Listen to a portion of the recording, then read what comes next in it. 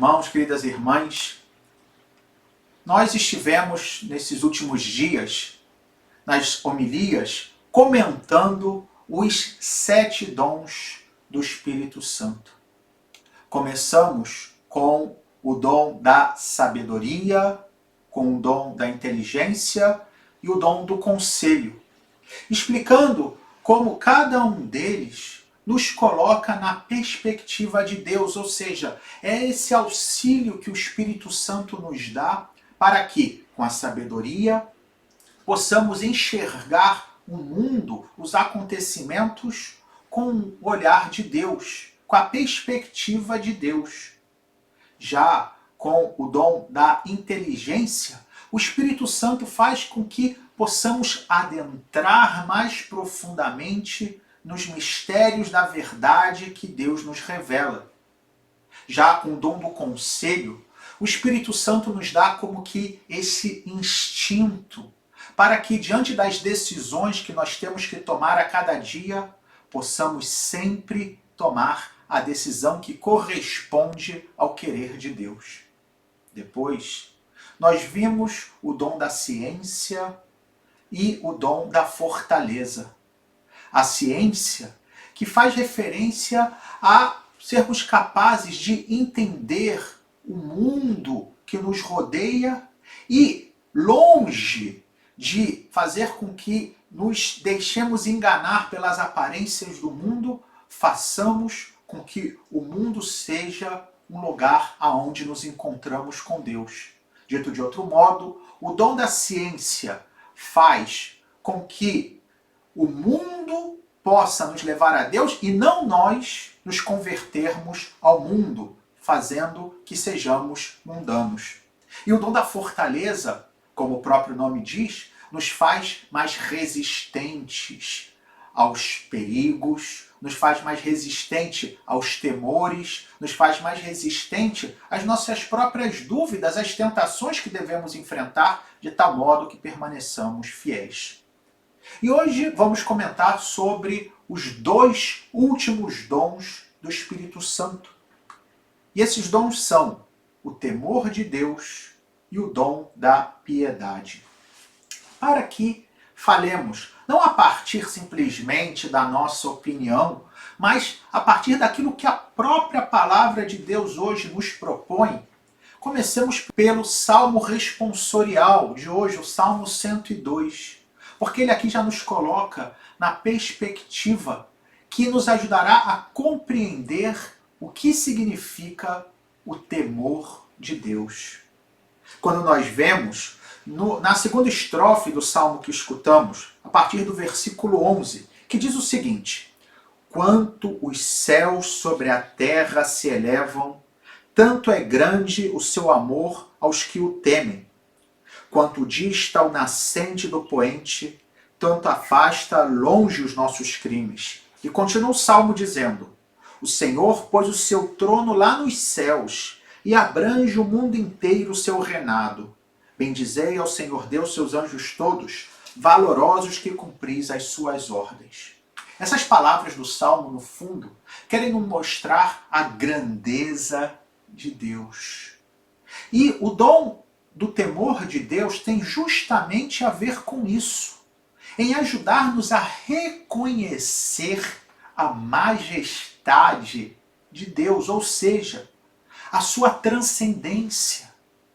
A um pouquinho vislumbrar o que significa dizer que Deus é perfeito, que Deus é infinito, que Deus é onisciente, ou seja, que sabe tudo, que Deus é eterno, ou seja, que não tem nem começo nem fim, que Deus é onipotente, ou seja, que tem todo o poder. Dizendo de uma forma talvez um pouco mais simples, e peço perdão se talvez utilize uma expressão ou uma imagem que não seja a mais digna, porém vai nos ajudar. E é a seguinte: nós temos que entender que Deus não é o nosso colega, que Deus não é alguém com quem eu posso estar no mesmo nível. Eu, diante de Deus, não sou nada. Aliás, um anjo, que é já um ser que é muito superior a nós, seres humanos, diante de Deus também não é nada. De fato, se nós fôssemos nos comparar a uma minhoca, a minhoca está mais próxima de nós do que nós estamos de Deus. Deus está num outro plano. Existe um abismo existencial que nos separa. A perfeição, o Criador da criatura. Ele não precisa de nada. Ele é perfeito em si mesmo. Enquanto que nós, sem Ele, nada somos, nem sequer existiríamos. E o temor de Deus não é que quer, como o nome poderia indicar de forma equivocada, fazer com que tenhamos medo de Deus, mas que saibamos reconhecer essa grandeza e que diante dessa grandeza possamos louvá-lo, possamos reconhecer que ele merece todo louvor e toda honra por todos os séculos dos séculos. Porém, ao lado do dom do temor, tão necessário para que tenhamos conta dessa maravilha que é Deus, o Espírito Santo também nos dá o dom da piedade. E o dom da piedade faz com que, diante dessa realidade tão incrível e que nos causa temor, que é Deus, ao mesmo tempo possamos ter uma relação, não porque merecemos, mas porque Deus assim quer, de amizade com Ele. Que possamos nos comportar não como escravos diante de um Senhor, mas como filhos diante do Pai. A piedade fala justamente disso, de ter uma relação de filho. E, nesse sentido, o Evangelho de hoje dá uma ideia concreta do que significa viver a minha relação com Deus a partir da piedade. Quando Jesus, já ressuscitado, estamos no capítulo 21 do Evangelho de São João, e Jesus ressuscitado, após uma pesca milagrosa, pergunta a Pedro por 3 vezes se ele o amava. Aqui não há como nos esquecermos que antes, quando Jesus fora preso, por 3 vezes Pedro o havia negado. E aqui Jesus mostra toda a sua misericórdia. E não uma misericórdia que simplesmente faz com que o nosso pecado se apague sem que houvesse consequências. É algo muito mais profundo. Jesus faz com que nós possamos, de algum modo, emendar o erro que cometemos. Que é um modo muito mais digno.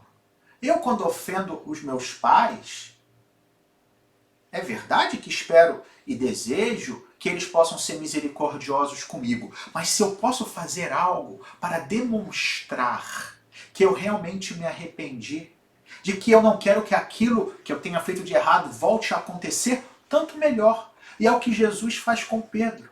Se ele o negou 3 vezes, agora Jesus permite que por 3 vezes Pedro afirme o seu amor. E atenção, já não um amor meramente humano, mas um amor de alguém que, com humildade, sabe que necessita do auxílio de Deus. E é por isso que Pedro termina dizendo: Senhor, tu sabes tudo, tu sabes que te amo. Pedro faz uma confissão, confessa a divindade de Jesus, porque somente Deus pode saber tudo. E se Pedro diz a Jesus que ele sabe tudo, está dizendo que ele é Deus.